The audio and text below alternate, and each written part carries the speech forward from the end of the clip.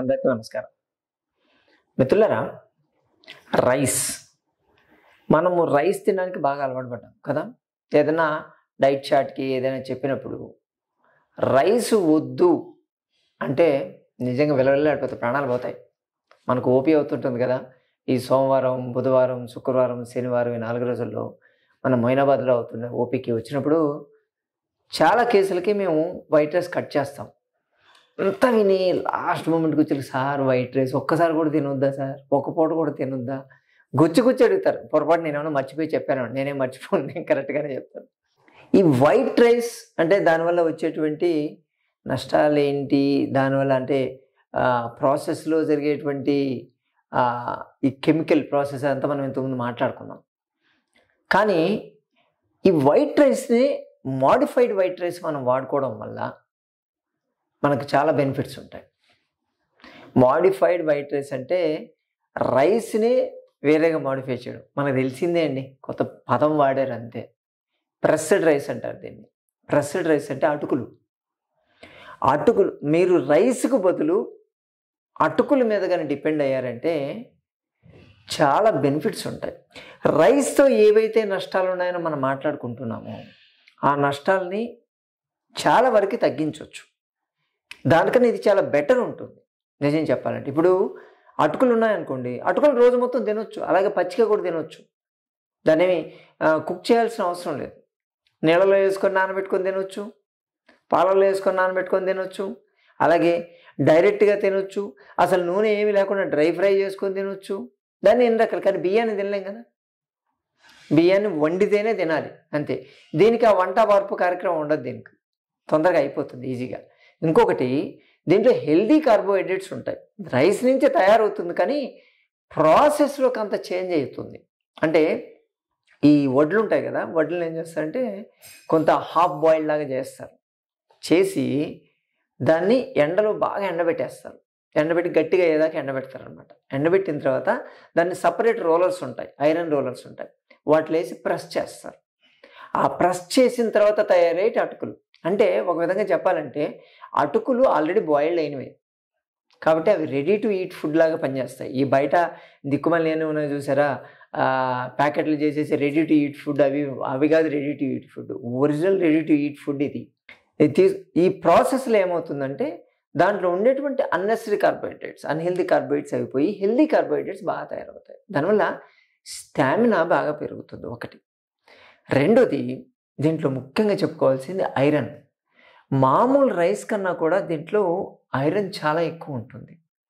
ఈ అనెమిక్ అంటారు చూసారా, రక్తహీనత ప్రాబ్లంతో సఫర్ అయ్యే వాళ్ళు ఎవరైనా ఉంటే వాళ్ళు రైస్ బదులు అటుకులు ఎక్కువగానే వాడుకోగలిగితే, ఎన్నిసార్లు అయిందేనండి, ఎక్కువ తింటే మీకు ఐరన్ అనేది బాగా పెరుగుతుంది.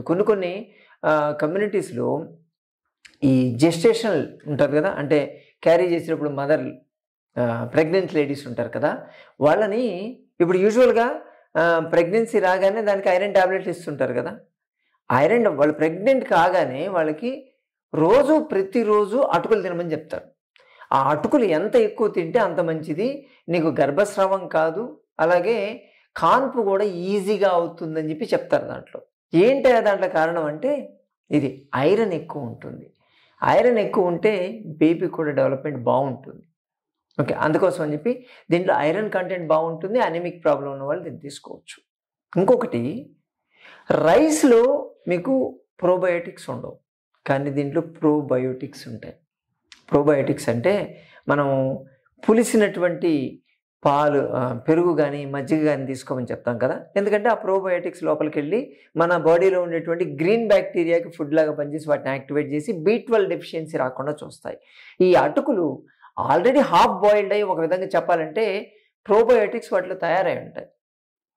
అవి తీసుకోవడం వల్ల వడ్లతో పాటు ఉడికిస్తారు. ఇంకోటి, అది చాలా చాలా ఇంపార్టెంట్. వడ్లతో ఉడికించడం వల్ల దాంట్లో ఉన్నటువంటి న్యూట్రిషనల్ వాల్యూ పోదు. మనం బియ్యం డైరెక్ట్ ఉడికిస్తాం కదా, దాంట్లో ఉన్న న్యూట్రిషనల్ వాల్యూ గంజిలో పోతుంది. దాన్ని వంచే వాళ్ళు ఎవరు లేరు కదా. ఇప్పుడంతా మనం కుక్కర్లో పెట్టేస్తున్నాం కాబట్టి మొత్తం పోతుంది. కానీ వీటిల్లో ఆ న్యూట్రిషనల్ వాల్యూ పోకుండా ఉంటుంది. సో అందుకని ఇవి తీసుకుంటే అనీమియా, ఐరన్తో పాటు B12 కూడా వస్తుంది. అది మనకు వేరే వాటిల్లో రాదు. దీంట్లో సింపుల్గా ట్యాబ్లెట్ తీసుకున్న దాంతో సమానం అనమాట, అంత అద్భుతంగా పనిచేస్తుంది.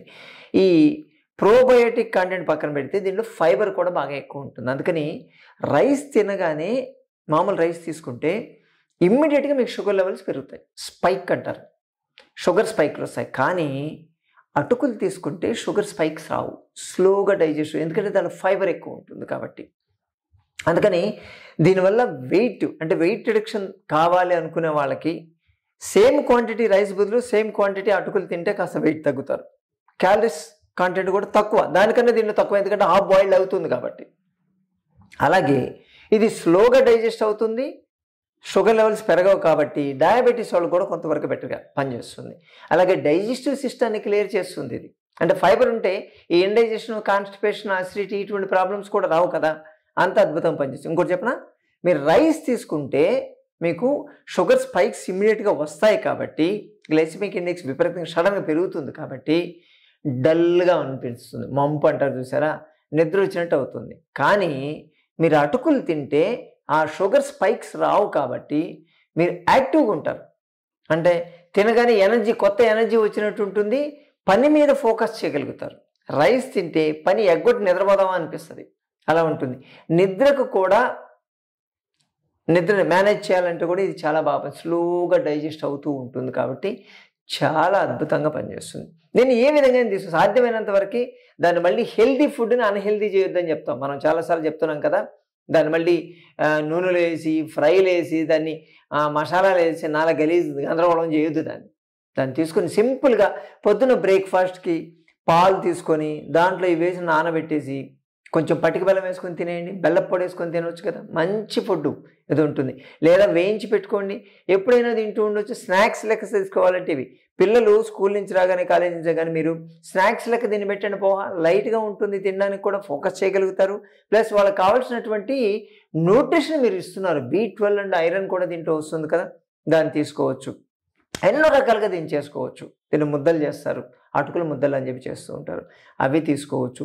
అటుకులు ఉప్మా చేసుకోవచ్చు, చాలా రకాలు. దీన్ని అన్నం లెక్క కూడా వండుకోవచ్చు. దీన్ని తక్కువ జస్ట్ కొన్ని వెజిటబుల్స్ వేసి తీసుకుంటే సరిపోతుంది. వెజిటబుల్ వేసి మనం బిర్యానీ చేస్తాం చూసారా రైస్, ఆ టైప్లో దీన్ని ఇలా చేయొచ్చు. కానీ బిర్యానీల కన్నా దీనిలో తక్కువ క్యాలరీస్ ఉంటాయి, స్లోగా డైజెస్ట్ అవుతుంది, వెయిట్ కూడా గెయిన్ కాకుండా ఉంటారు. ఎన్ని బెనిఫిట్స్ ఉన్నాయి కదా. అటుకులు వాడుకోండి ప్రతిరోజు ఖచ్చితంగా. రోజుకి ఒక పిడికెడు అటుకులు తినడానికి చూడండి. అందుంది కదా కుచేలుడికి అటుకులు, కుచేలుడు తెచ్చిన అటుకులు తింటే ఆయనకి అష్టైశ్వర్యాలు ఇచ్చాడు శ్రీకృష్ణుడు కదా. మీరు కూడా ఇలా పిడికెడు అటుకులు తినండి చాలు, మీకు కావాల్సిన B12 అష్టైశ్వర్యాలు రావు కానీ సర్వ రోగాలకి అగ్నెస్ట్గా పనిచేసేటువంటి సర్వ వ్యాధి నిరోధకత మీకు వస్తుంది కదా. తినేది అటుకులు కాదు, ఓకే, ఇమ్యూనిటీని తింటున్నానని గుర్తుపెట్టుకోండి. చేస్తారు కదా. మరోసారి మరి వీడితో మళ్ళీ కలుసుకుందాం. నమస్తే.